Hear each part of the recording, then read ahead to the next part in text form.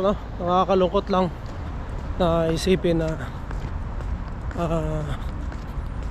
yun nga, nabigyan ka na nga ng pagkakataon na makapunta ng Canada mga par. So nandito ka na, maaaring nandito na rin yung pamilya mo, kasama mo na, and nakuha mo pang manloko ng tao no? O kapwa nating Pilipino.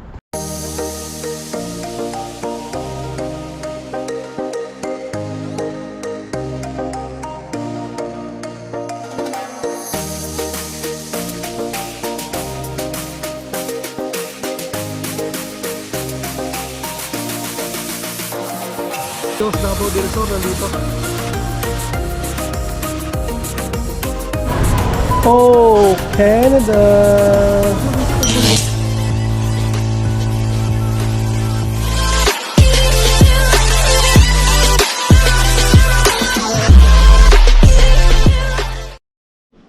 Yo, what's up mga par? Good morning.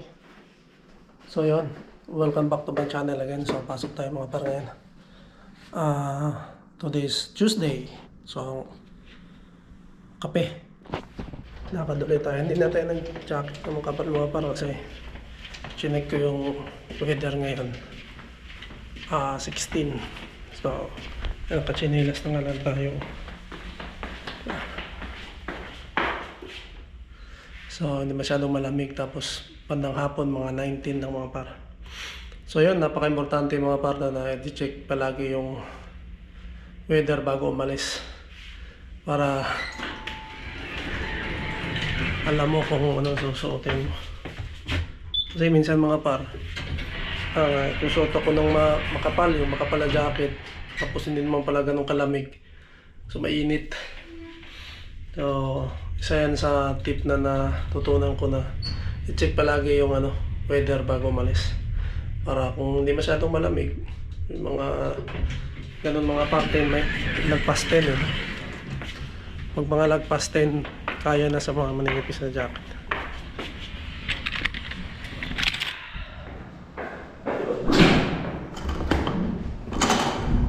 Pero pag 6 ba, 6 pababa, kailangan mo jacket na makapal. Galing lang ng Sir Alec na gabi dito. Hinatid yung ni Sir Marvin saka ni Crystal, ni Pare Marvin saka ni Crystal, yung nilang pamanang lamesa. Maganda yung lamesa ni Pare Marvin mga par. Yung lamesa ni Pare Marvin maganda, solid, mabigat, and sakto mga par, no? Kasi bibili sana akong lamesa din, yung folding. Mabuti hindi ako nakabili kasi binigay ni Parang Marvin yung lamesa nila. So yun, sakto rin yun sa upuan naming dalawa. May upuan kasi kaming dalawa na para doon sa sala. May parang kahoy din na upuan. So sakto, nagterno siya doon sa mga par, dalawang upuan ko. So yun, hindi kami masyadong namimili ng mga gamit mga par, no? Doon sa apartment, sa titirhan namin, kasi alam naman namin hindi kami magtatagal dyan, or hindi kami dyan, kasi pag matapos si Mrs. Parang lumipat kami mga par, no, ng medyo mas mura na apartment, kasi dyan kasi mga par, mahal masyado dyan, napakamahal dyan, and talagang hindi yan pang matagalan talaga mga par. Nag-stay lang kami dyan kasi malapit siya sa Centennial, no? Malapit sa school ni Mrs. ang sakay lang. So hindi na masyadong mahirapan si Mrs. na pumasok. So yun, kaya nandiyan kami. Pero kung pang matagalan mga par, hindi yan maganda kasi napakamahal dyan, upa. Ngayon, pansamantala muna habang nag-aaral, dyan muna kami. So hindi masyadong malamig mga par, no? Sakto yung 16 kasi yung 16 feels like 16 daw. So magandang panahon ngayon. Tapos mamayang hapon 19. Yung mga ganun, ayos yun mga par. Woo! So yun, shout out Crystal and Marvin. Salamat sa lamesa, no? Tsaka yung lagayan ng ano, rack, yung rack jacket, no? Yung mga winter jacket, nandun din sa amin. So yun, maraming salamat. And syempre kay Sir Ali and kay Ate Marian, maraming salamat sa binigay nyo rin na winter clothes ni Inday. So sakto rin yun sa kay Inday pagdating sa winter. Ayun, sabi ni Sir Ali, magbibigay pa raw siya ng hanapin pa raw yung ano, winter boots. So yun, ayun, maraming salamat. Napakalaking tulong po yan. Kasi diba mga par, hindi na tayo bibili. Ayun yun, hindi naman kailangan bago mga par, no? Yun mga par. So yun, kung nanonood pala kayo ng Spot Pinoy mga par, no? Tuwing live nila, tuwing linggo or minsan, o yun, ang nakarang linggo pala may live sila, no? Yun, sabi nila, no, yung host ng Spot Pinoy, meron daw Pilipino na ano, or kababayan, hindi ko alam kung Pilipino, Pilipina, nanloko, no, ng kapwa natin. Ay, nako, tibay ng kanon mga para. Ang sistema, pinangakuhan niya na ayusin niya yung mga papeles mga para ma-PR, para makakuha ng trabaho yung mga yon, pero hindi nangyari mga par. So kwento ko sa inyo mamaya.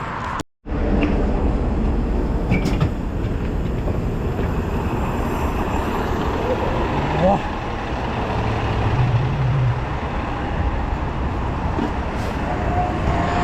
Shepherd na mga par. Awid. Ano, kalbo na yun doon, no? Ano mga dahon mga par.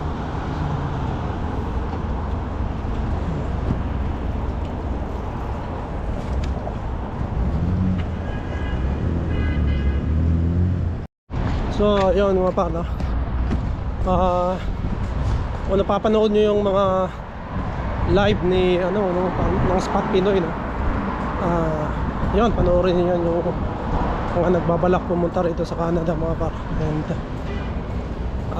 panoorin nyo yung live ng Spot Pinoy, kasi marami kayong matutunan doon mga par. Mga tips,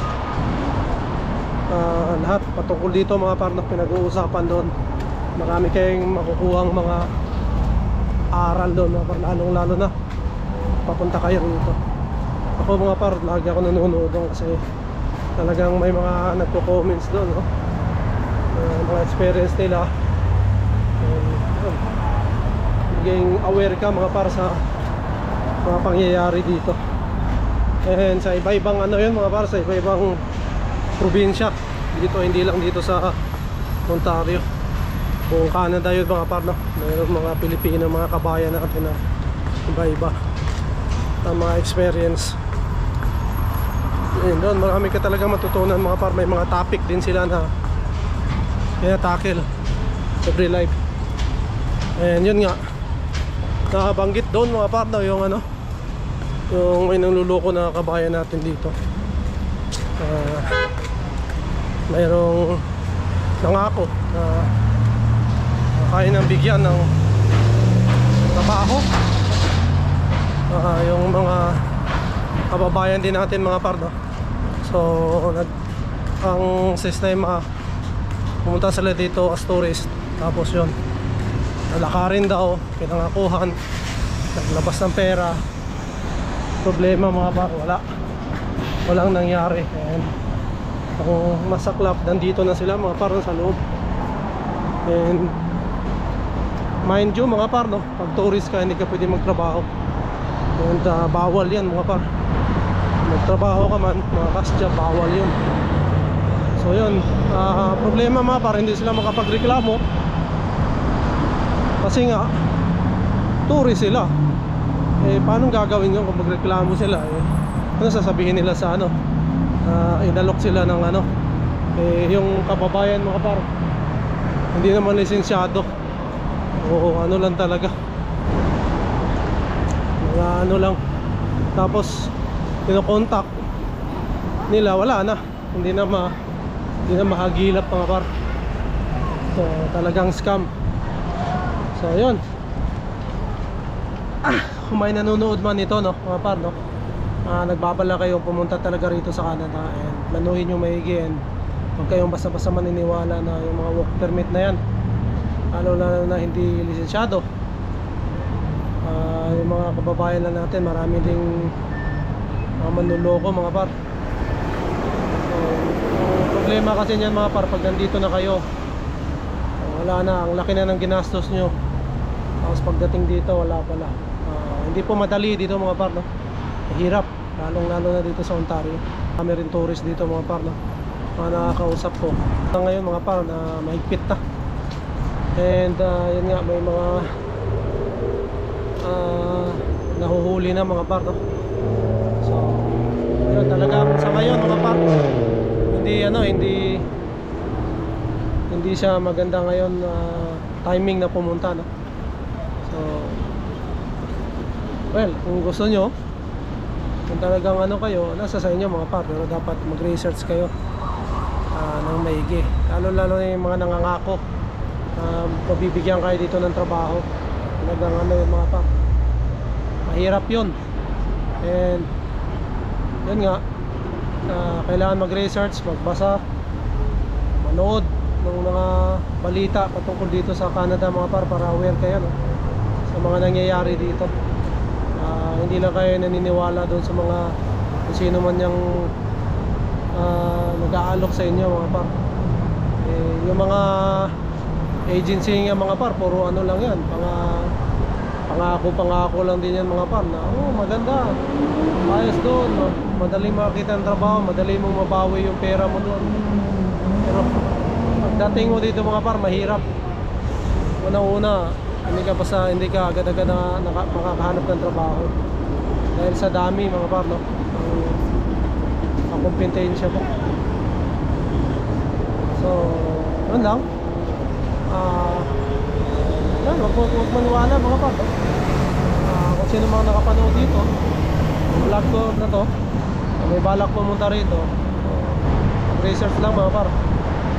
And ayun, kung sakaling dito kayo sa may Scarborough mga par, no, dito sa may lugar ko, lalong-lalo na sa mga upahan na bahay mga par, no?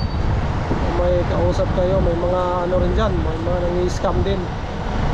So ayun, pwede kayong mag-message sa akin mga par, kung malapit lang sa akin, yung Scarborough area lang, para mabisita natin, no? Available ako weekends mga par, no? Bisita natin, matingnan natin, makausap natin yung landlord, videohan natin. Talagang mayroong bahay mga par, tsaka mayroong talagang legit talaga yung kukunin nyo, no? So ayun, maaari kayong mag-comment dyan mga par sa baba. Kung gusto nyong i-ano natin, bisitahin natin. Pero yun, weekends lang din ako pwede mga par, kasi Lunes hanggang Biyernes trabaho tayo mga par.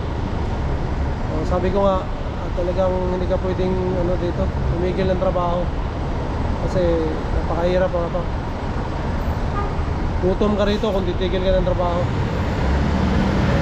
Naghahanap pa nga ako ng part-time mga par, kasi medyo talagang ano, kailangan na. So yan, nandito na yung bus ko mga par. Pickering ba yun? Pickering Go 94. Ayun, sakay na ko rito mga par. Pickering Go. Dito na tayo mga par sa ano, Stacy. Ayan yan si Mrs. magsusundo kay Inday. So diretso na tayo uwi mga par, no? Medyo gutom na rin tayo. Ayan mga par, 5:30 pa lang, pero makulimlim na. So talagang umpisa na ng taglamig mga par, no? Mas mahaba na yung gabi sa araw. So ayan, Saka maganda ngayon yung panahon mga par, no? 23C. So yun, ano lang oh. Ganda. Yan, minsan i-check rin natin yung ano mga par, no? Kasi minsan nakaraan manipis lang yung suot ko pero malamig pala. So talaga nakachinelas pa ako.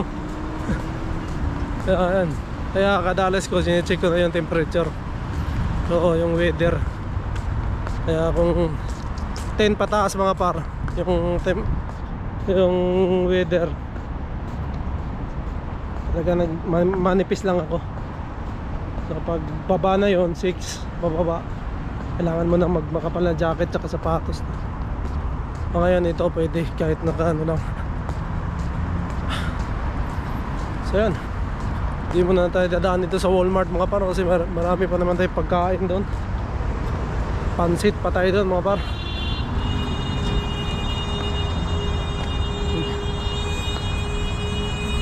Ano na, dati mga par, no, sabi nila matatagal na rito, bibihira ka makarinig ng bubusina. Pero nandito ako mga par, marami akong naririnig na nagbubusina na. So ibig sabihin siguro marami nang makukulit na driver. So yun mga par, no, nakakalungkot lang na isipin na yun nga, nabigyan ka na nga ng pagkakataon na makapunta ng Canada mga par. So nandito ka na, maaaring nandito na rin yung pamilya mo, kasama mo na, and nakuha mo pang manloko ng tao no? So, kapwa nating Pilipino, kababayan natin, diba? Nakaka galit no? Yung mga ganun, at hindi tayo na biktima mga par. So yun, kadalasan talaga o karamihan mga nabibiktima yan mga par, ano yan, kulang sa ano ba, sa hindi nila alam yung talagang buhay dito. And yun, nadala sila doon sa matamis na mga salita mga par, na yun nga, maganda ang Canada, pag napunta ka rito madali ka makakita ng trabaho, and madali mo mabawi yung mga ginastos mo. Yun yung mga masasarap pakinggan mga par, yung laging sinasabi. Pero hindi yung ganong kadali mga par, sinasabi ko sa inyo, hindi yung ganong kadali. So dadaan ka talaga sa hirap. At kung ikaw ay medyo may pera sa atin, and diba, magandang ang buhay mo sa atin, pagpunta mo rito mga par, kailangan mong magtrabaho talaga, and hindi ka pwedeng mamili. Kasi pag mamimili ka, mauubos yung dala mong pera dito mga par. So ang mga trabaho rito, yung mga mahihirap mga par, no? And malayo, tulad ko, layo ng trabaho. Pero tiniis ko lang kasi wala namang mahanap na trabaho na malapit kung may malapit pa, di ba? Hindi siya malapit na lang ako. So dahil walang mahanap mga par na malapit, hindi tayo pwedeng tumambay, kasi kailangan natin kumita ng pera. So talagang kukunin mo na yung trabaho na yun, di ba? So ganun. Tayo naman mga pares, na ano na natin na research na natin yung buhay dito. At alam natin na mahirap talagang ang lamang lang natin mga pares, sanay tayo sa hirap. So sanay tayo sa trabahong mahirap, sanay tayo sa mahirap na mga sitwasyon, kasi talagang tayo namulat mga par, no, sa hirap. Kaya pagdating ko rito, hindi na ako hindi na tayo nagulat mga par. So hindi na bago sa atin. Yun. Ang problema lang talaga dito mga par, no, yung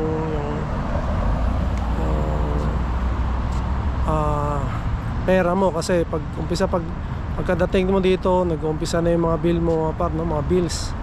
Lalong-lalo na naupahan ka ng bahay. Yan, ang laki ng bahay niyan mga par, mahal dito. Tapos syempre yung iba pa, pagkain, mga kung ano-ano pa mga par. Kaya yun, sabi ko nga mga par, mag-research mabuti. Siyempre magtanong-tanong. Siyempre yung iba may mga kamag-anak dito mga par, yun lamang yun. Kasi pag may kamag-anak ka rito, alam nila ang buhay dito. May matutuluyan ka mga par, no? Isa yan sa pinakamagandang pinaka-advantage mo din. Pinaka-advantage mo rin yung mga par kung may matutuluyan ka rito, diba? So yun, malapit ako sa bahay mga par, no? Medyo nagdidilim-dilim na, oh. Baka hindi na magkakitaan, no? So pagdating ko sa bahay, kakain naman siguro ako ng luto tayo para makakain mga par. So yan siguro mga par, dito ko muna tatapusin ang aking vlog. And yun, mag-iingat mga par, ha?